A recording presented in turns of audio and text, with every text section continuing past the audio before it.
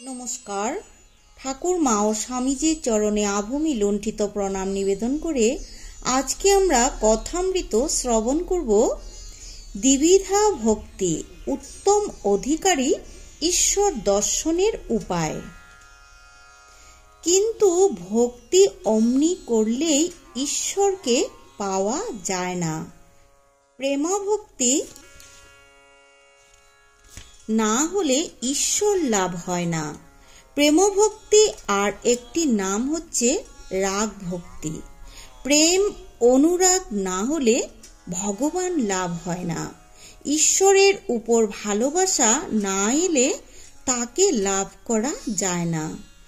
আর এরকম ভক্তি আছে, তার নাম বৈধী ভক্তি। এত জপ করতে হবে, উপোস করতে হবে, তীর্থে যেতে হবে, এত উপচারে পূজা করতে হবে, এগুলি বলিদান দিতে হবে। এইসব বৈধী ভক্তি।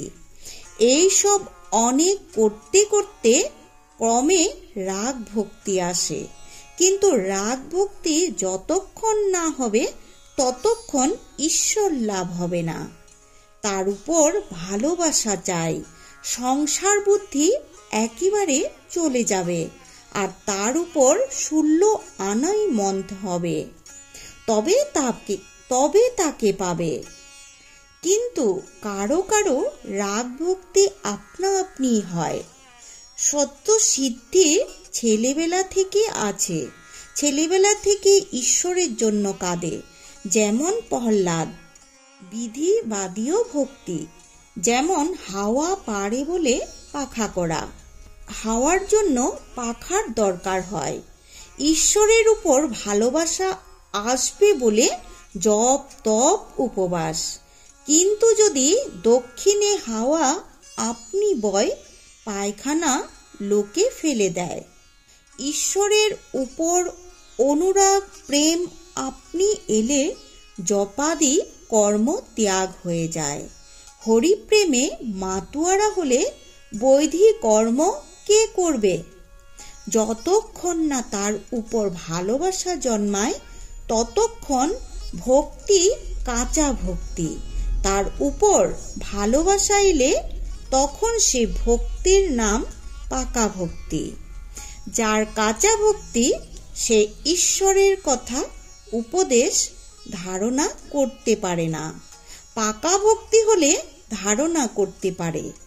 ফটোগ্রাফের কাছে যদি কালি মাখানো থাকে তাহলে যা ছবি পড়ে তাই রয়ে যায়। কিন্তু শুধু কাচের উপর 1000 ছবি পড়ুক, একটাও থাকে না। একটু সরে গেলেই যেমন কাজ অমনি কাজ। ঈশ্বরের উপর ভালোবাসা না থাকলে উপদেশ ধারণা হয় না। বিজয় বলছেন, মহাশয়, ঈশ্বরকে ভালো করতে গেলে, তাকে দর্শন করতে গেলে ভক্তি হলেই হয়? ঠাকুর বলছেন, হ্যাঁ, ভক্তির দ্বারাই তাকে দর্শন হয়। কিন্তু পাকা ভক্তি, প্রেমা ভক্তি, রাগ ভক্তি চাই। সেই ভক্তি এলেই তার উপর ভালোবাসা আসে। যেমন ছেলের মার উপর ভালোবাসা, মার ছেলের উপর ভালোবাসা, স্ত্রীর স্বামীর উপর ভালোবাসা। এর ভালোবাসা, এই রাগ ভক্তি এলে স্ত্রী, পুত্র, আত্মীয় কুটুম্বের উপর সে মায়ার টান থাকে না, দয়া থাকে।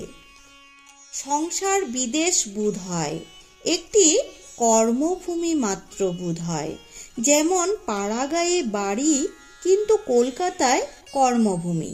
কলকাতায় বাসা করে থাকতে হয় কর্ম করবার জন্য। ঈশ্বরে ভালোবাসা এলে সংসার আসক্তি, বিষয় বুদ্ধি একেবারে যাবে। বিষয় বুদ্ধি লেশমাত্র থাকলে তাকে দর্শন হয় না। দেশলাইয়ের কাঠি যদি ভিজে থাকে 1000 ঘষো, কোনো রকমে জ্বলবে না। কেবল এক রাশ কাঠি লোকসান হয়। বিষয়াসক্ত মন ভিজে দেশলাই। শ্রীমতী রাধিকা যখন বললেন, আমি কৃষ্ণময় দেখেছি। সখীরা বললে, কই আমরা তো তাকে দেখতে পাচ্ছি না, তুমি কি প্রলাপ বাকছ? শ্রীমতী বললেন, সখী, অনুরাগ অঞ্জন চোখে মাখো, তাকে দেখতে পাবে। বিজয়ের প্রতি তোমাদের ব্রাহ্ম সমাজেরই গানে আছে, প্রভু বিনে অনুরাগ করে যজ্ঞ যাগ, তোমারে কি যায় জানা।